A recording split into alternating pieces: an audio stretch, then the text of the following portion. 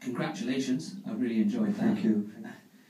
What I wanted to ask you was, how did you prepare yourself psychologically to get into the characters' minds?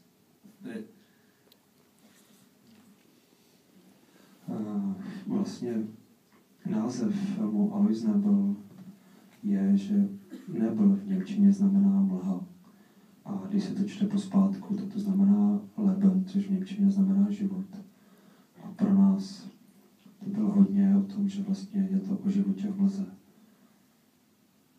So the title of the film is Alois Nebel, and Nebel in German means fog.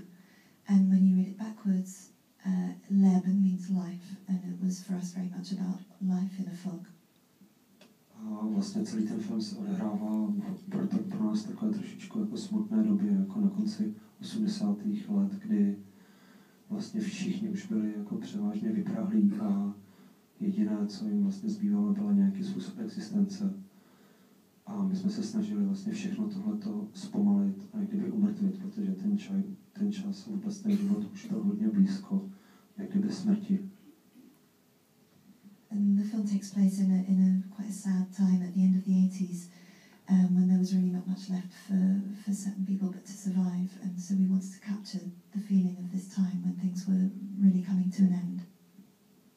Co se týče vlastně jako té psychologie postav, tak my jsme věděli, že i když v tom komiksu je to výrazně jako jednodušší a je to víc jako blíž jako komiksové politice, že tady, když začneme používat rotoskopy a dostaneme tam lidi a charaktery, že musíme být výrazně jako psychologičtější při jako volbě jako motivací a vlastně hlavně při uvažování nad postavami. And in terms of the psychology of the characters, although in the graphic novel there's a very poetic side, we were clear that for the film the psychology of the characters had to be much clearer and bolder than it is in the novel. A taky ještě vlastně pro mě velkou pomůckou byla práce s hercem Miroslavem Korbotem, který u toho filmu byl dokonce dřív ještě než já.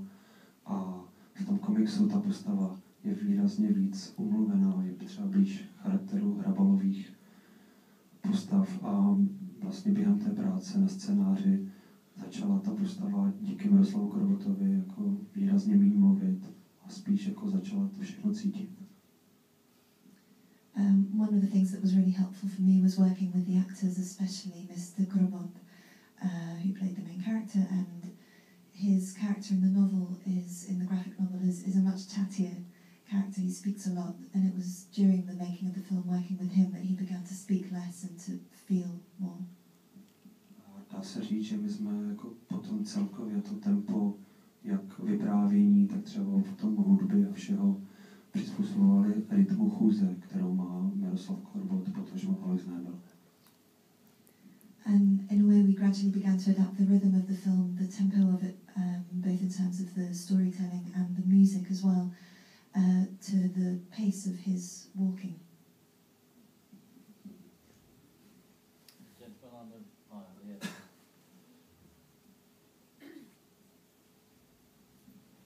I can understand your fascination for the countryside in which most of the film takes place, but a lot of it takes place in Prague, which I don't think works that well.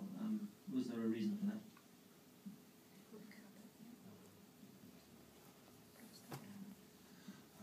Jedna část trilogie vlastně se odehrávala celá v Praze. Ta druhá prostřední část celá probíhala v Praze.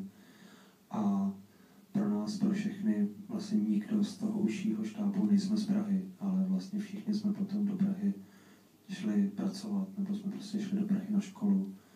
A máme spoustu podobných pocitů, vlastně, které má náš hlavní charakter, když přichází do Prahy. One of the parts of the trilogy takes place in Prague, the second middle part. And although none of us from the team are actually from Prague, we've all been there to work or to study, and we all have very similar feelings about Prague as the main character in the film.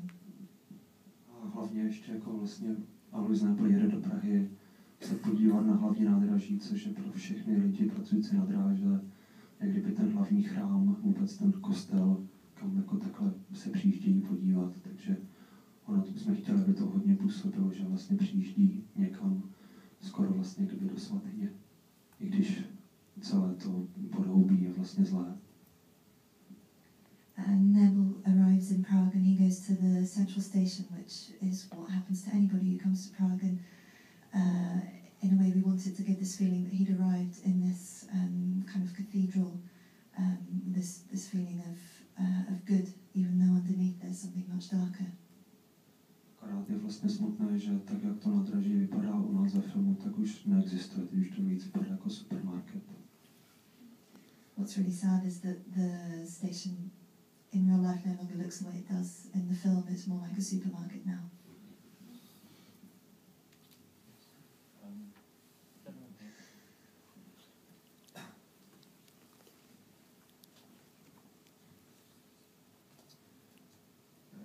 Congratulations for your movie, and I really think it evoked the feeling of the landscape really well. I was wondering, would you cite Bella Tarr's character when you developed the character as, the social disassociation and disillusion as part of the character, or isn't it? Já sám vlastně jsem viděl film Man from London, kde Miroslav Krobot hraje hlavní roli. Miroslav Krobot jednu dobu jako měl hrát i vlastně v posledním filmu Belita hra.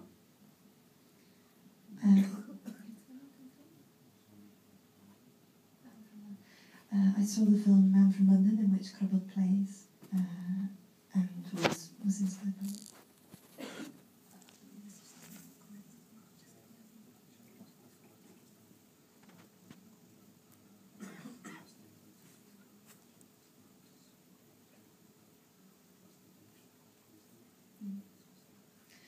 And I knew this film very, very well, and I felt that the poetry of the film felt very close to me, so I knew him